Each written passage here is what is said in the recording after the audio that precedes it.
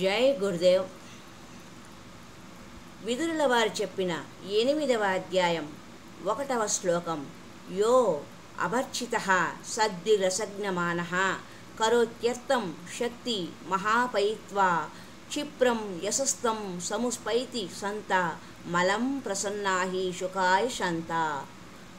సజ్జనులు పూజించినను గొప్పవాడు అనుకొనక శక్తి ఉన్నంత వరకు ప్రయోజనమును సాధించు సత్పురుషుని కడకు కీర్తి పరువున వచ్చి చేరును. ఏలనగా ప్రసన్నులైన సుజనులు సుఖమును కూర్పుజాలుదురు. లోకంలో అవసరాన్ని బట్టి పూజలు, సేవలు, పొగడ్తలు ఉంటాయి. అవన్నీ అవసరం వరకే చేస్తారు. అవసరం తీరిపోయాక తాము ఎవరిని అంతవరకు పొగడ్తలో ముంచెత్తారో వారిని ఏ మాత్రం పట్టించుకోరు. అప్పుడు ఆశ్చర్యపోవడము పొగడ్తలు పొందిన వారి వంతు అవుతుంది. అవసరార్థం పొగడేవారు అవకాశవాదులు. వారిని సజ్జనులుగా ఎవరూ చెప్పరు. అయితే సజ్జనులు వేరు. వారు ఎవరిని పొగడ్తలతో తమకు అనుకూలంగా మార్చుకొని ప్రయోజనం పొందాలని ప్రయత్నించరు. పొగడ్తలకు ప్రశంసలకు గల తేడాను మనం స్పష్టంగా గ్రహించాలి. పొగడ్తలో స్వార్థం ఉంటుంది, ప్రశంసలో నిజాయితీ ఉంటుంది. సజ్జనులు తమకు నచ్చిన వారిని ప్రశంసిస్తారు తప్ప పొగడ్తలతో ముంచెత్తరు. ఇక పూజించడం అనేది కేవలం పూజనీయులకే వర్తిస్తుంది. ఉత్తములు, ఉదారులు, దైవ సమానులు పూజలకు అర్హులు. పూజ అంటే పూలతో, అక్షతలు, దళాలతో చేసేది కాదు. పూజ అంటే గౌరవానికి పరాకాష్ట.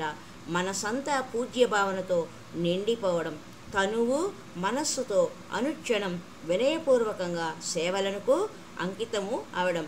సేవ అనగానే తక్కువగా అనుకోకూడదు. మహాత్ములకు, పరమాత్మకు సేవ ద్వారానే సాన్నిహిత్య భాగ్యము లభిస్తుంది.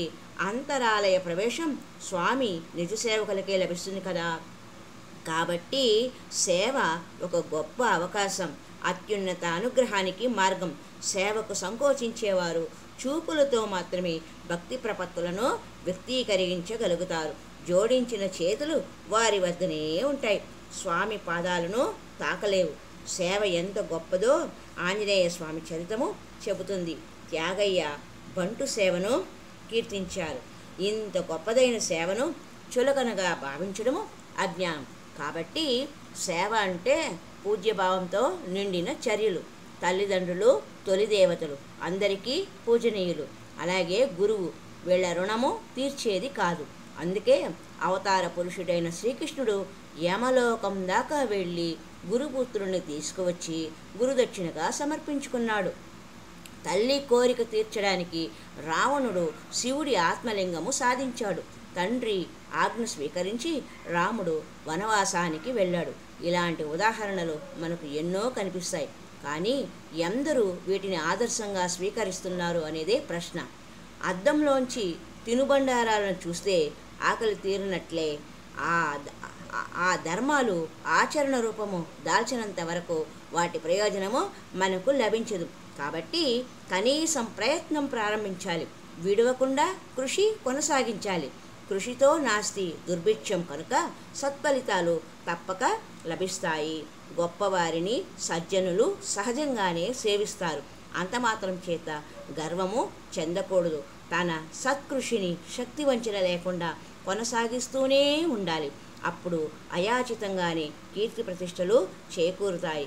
ఎందుకంటే సజ్జనులు ప్రసన్నులైతే సుఖ సంతోషాలకు దోహదులు అవుతారు అని విదురుల వారు మహాత్ముల యొక్క గొప్పదనాన్ని ధృతరాష్ట్రుల వారికి వివరించిన నీతి సందేశ వాక్యము. యో అవర్చితః సద్భిరసజ్ఞః మానః కరోత్యర్థం శక్తి మహాపయిత్వా క్షిప్రం యశస్తం సముపైతి సంతమలం ప్రసన్నాహి శుకాయ శాంత. సజ్జనులు పూజించినను గొప్పవాడు అనుకొనక శక్తి ఉన్నంత వరకు ప్రయోజనమును సాధించు సత్పురుషుని కడకు కీర్తి పరుగున వచ్చి చేరును. ఎలా అనగా ప్రసన్నులైన సజ్జనుల సుఖమును కూర్పజాలుదురు అని విదురుల వారు చెప్పిన నీతి వాక్యం. హరి ఓం తత్సత్.